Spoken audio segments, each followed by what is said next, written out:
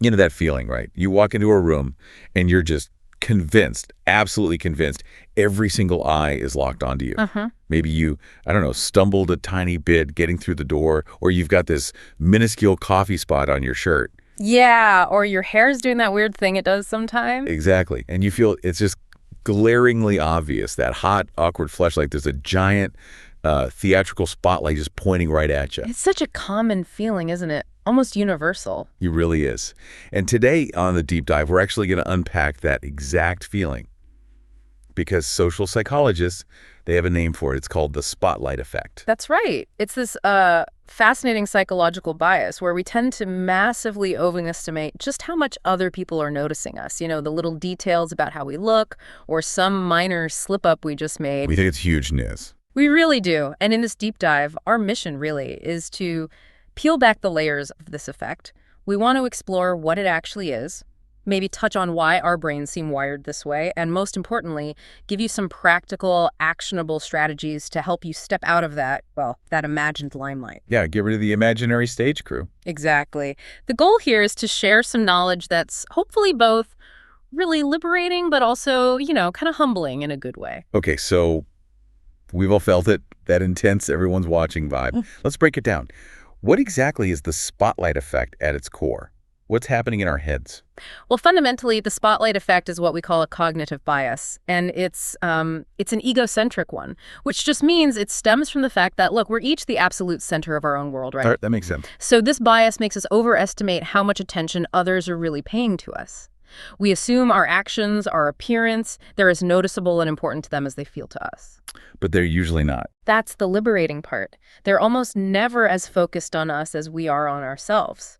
We might be the star of our own internal movie, but we're usually just an extra or maybe even just background scenery in everyone else's. That's such a helpful way to think about it. I mean, we've all been there. You wear something a bit different, maybe a bold new shirt, Yeah. and you're just sure every single person is staring, whispering about your fashion choice. Or, you know, you're giving a talk, you trip over a word. The worst feeling. Right, and you replay it in your head like a million times, everyone clocked it and is judging your public speaking skills forever. Exactly. Or maybe you're just, 5 minutes late for a meeting, and that internal wave of embarrassment washes over you, and you think everyone's sitting there judging your timekeeping, your professionalism. Yeah, you feel like you need to apologize profusely. Or you make some tiny, insignificant mistake, and you honestly believe it's going to be the hot topic of conversation later by the coffee machine. In all those cases, the spotlight effect is just cranking up your self-consciousness way beyond reality. Others probably barely noticed, or if they did, it was just a fleeting thought before they went back to their own concerns. And the really interesting thing is this isn't just like a gut feeling we have. Researchers have actually tested this, haven't they? Tell us about that famous study, the one that really put this on the map. Ah, yes. You're talking about the classic work by Thomas Gilovich and his colleagues. It's often called the embarrassing T-shirt experiment. It's quite well known. Embarrassing T-shirt. Okay, I'm intrigued. So they had participants put on these, well, conspicuous T-shirts. Some of them were genuinely designed to be a bit embarrassing. I think one famously had a picture of Barry Manilow on it. Oh, wow. Okay. Yeah, that could feel awkward. Definitely. And then they had these participants walk into a room full of other people. Just imagine doing that, knowing you're wearing, a Barry Manilow shirt. Yeah, I'm cringing just thinking about it. So what happened? Did everyone notice Barry Manilow? Was the embarrassment justified? Well, here's the fascinating part. Not really. The results were pretty striking. The people wearing the shirts dramatically overestimated how many people in the room actually noticed it. How much did they overestimate? They typically guess that somewhere around, say, 50%, maybe even up to 80% of the people noticed their shirt. But the reality, it was closer to 20%, sometimes even less. Wow, only 20%. That's a huge gap between what they felt and what actually happened. A massive gap, and it really highlights the bias. So why? Why did they get it so wrong? What did the researchers figure out was going on? Well, it really boils down to that egocentrism we talked about. We're just so acutely aware of ourselves. And here's the kicker. When those same participants were later asked to estimate how many people noticed someone else wearing the same embarrassing T-shirt, like watching a video of it, they got the estimate pretty much spot on. So when it wasn't them under the imaginary spotlight, their judgment was accurate. Exactly. It's our own self-focus, our own internal feeling of being observed that inflates how memorable or noticeable we think we are. We kind of project our own internal state onto others, assuming they're processing us with the same intensity we're experiencing ourselves. But they're just not. That makes so much sense. And thinking bigger picture, does this feeling, this constant sense of being watched, does it have deeper roots? Maybe evolutionary? It likely does. If you think about our ancestors, early human tribes, belonging to the group wasn't just nice, it was absolutely critical for survival. Right. Being cast out was basically a death sentence. Precisely. So our brains probably evolved to be hyper-attuned to how others might perceive us. We needed to constantly monitor for signs of disapproval or potential rejection. That ancient wiring, that deep-seated need for social acceptance, likely still fuels some of our modern social anxieties today, making us feel like we're always on stage, even when the stakes are much, much lower. Which brings us to social anxiety itself. I imagine there's a strong connection there. If you're already prone to anxiety, this spotlight must feel even more intense. Oh, absolutely. There's a very strong link. Research consistently shows that people who struggle with social anxiety tend to perceive negative judgments from others much more acutely. They're far more susceptible to this feeling of being perpetually scrutinized. So the spotlight feels brighter and hotter for them. Exactly. Their fear of being watched and judged negatively feels incredibly real and intense, and unfortunately, that anxiety itself can sometimes become more noticeable than whatever minor flaw they were worried about in the first place. It can become a bit of a self-fulfilling cycle. It sounds like the spotlight effect isn't really working alone then. Are there other sort of related psychological quirks or biases that team up with it? Yeah, that's a great way to put it. It's definitely part of a bigger picture, a whole ecosystem of biases, you could say. One really closely related one is called the illusion of transparency. Illusion of transparency. What's that? It's our tendency to overestimate how well other people can actually detect our internal states, our emotions, our thoughts. Like you might be giving that presentation we talked about, feeling incredibly nervous, inside, heart pounding, maybe palms sweating. Yeah, feeling like it must be totally obvious. Right, you're convinced everyone can see your anxiety, that it's transparent. But in reality, your colleagues might perceive you as perfectly calm, maybe even confident. They just don't have access to your internal world the way you do. That's so true. We feel it so strongly, we just assume it's leaking out everywhere. What else plays into this? Well, then there's the false consensus effect. This is where we tend to overestimate how much other people share our own opinions, attitudes, beliefs, even our behaviors. So we think everyone thinks like us. In a way, yes. If we think spilling coffee on our shirt is a major catastrophe, we assume everyone else sees it that way too. We kind of create this imaginary consensus, projecting our own internal judgments and anxieties onto people around us. Okay, that makes sense too. Is there another piece? One more that's closely tied in is anchoring and adjustment. Think of it like this. Our own internal feeling, say, intense embarrassment after stumbling, acts as an anchor. It's our starting point because it's so vivid to us. Right, feels like a 10 out of 10 embarrassment. Exactly. But then we fail to sufficiently adjust that feeling downwards to account for the fact that other people aren't experiencing our internal state. They don't have that anchor. They might have noticed the stumble, maybe registered it as a 1 or 2 on their scale and moved on. We stay anchored to our own intense feeling. We're stuck on our own internal emotional volume knob, assuming everyone else's has turned up just as high. That's a perfect analogy.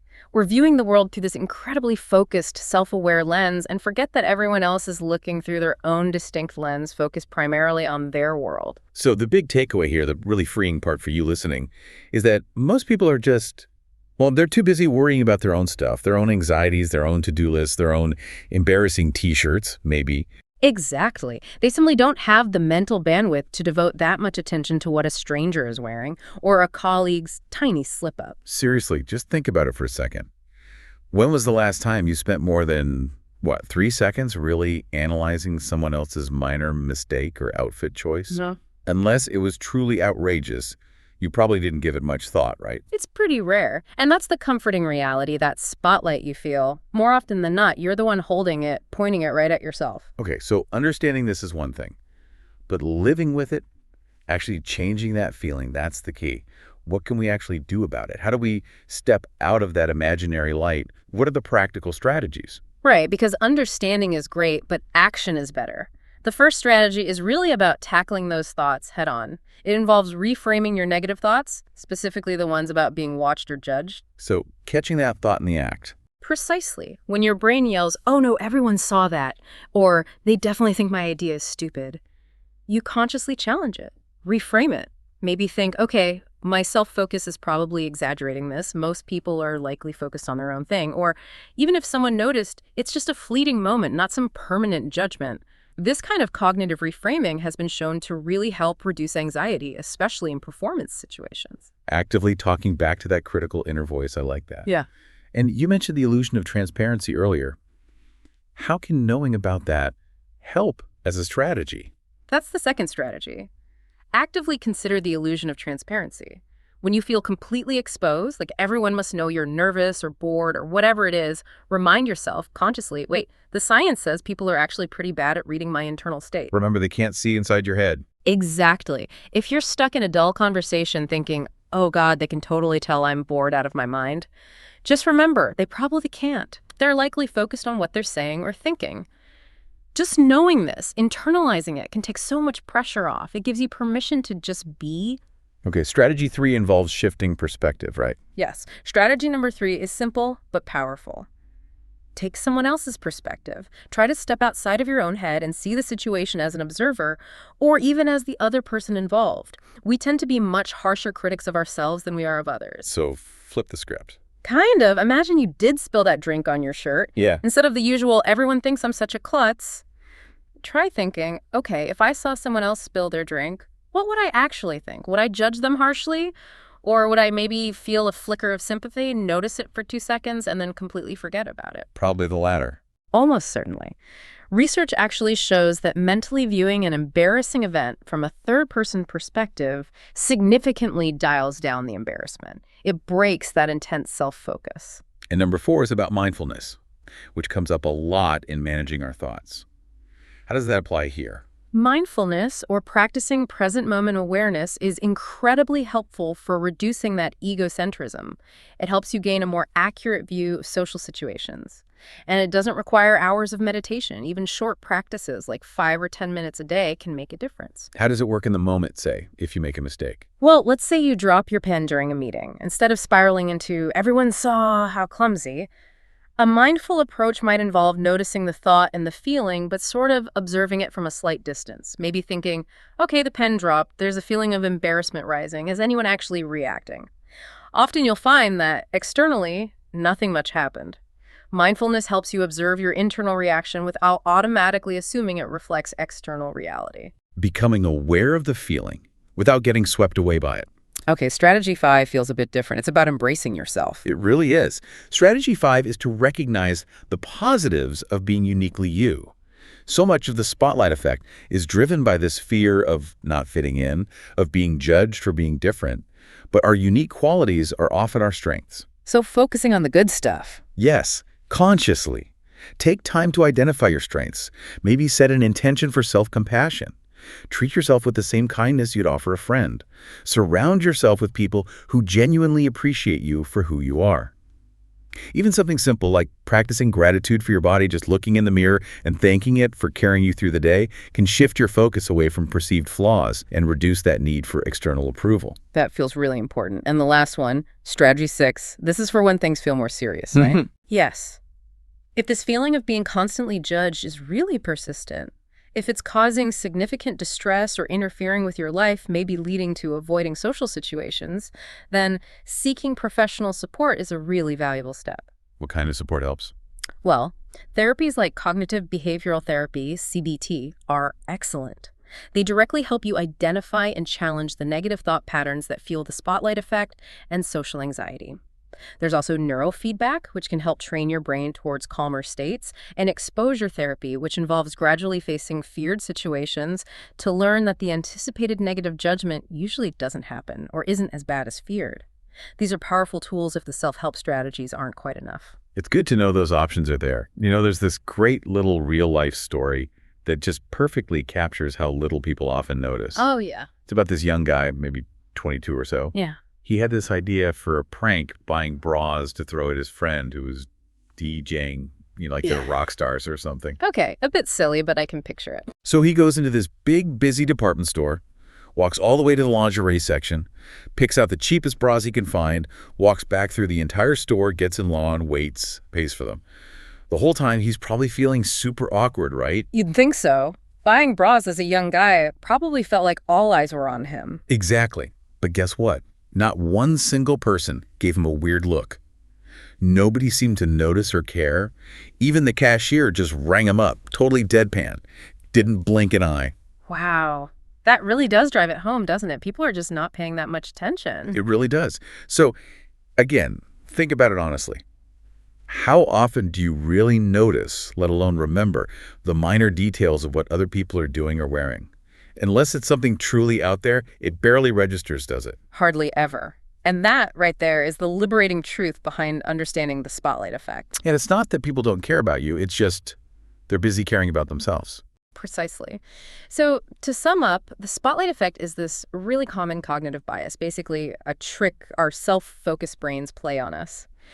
But once you understand where it comes from, that mix of egocentrism and maybe some old evolutionary wiring, and you have these practical strategies we talked about, you really can start to feel more comfortable, more confident, less like you're constantly being watched.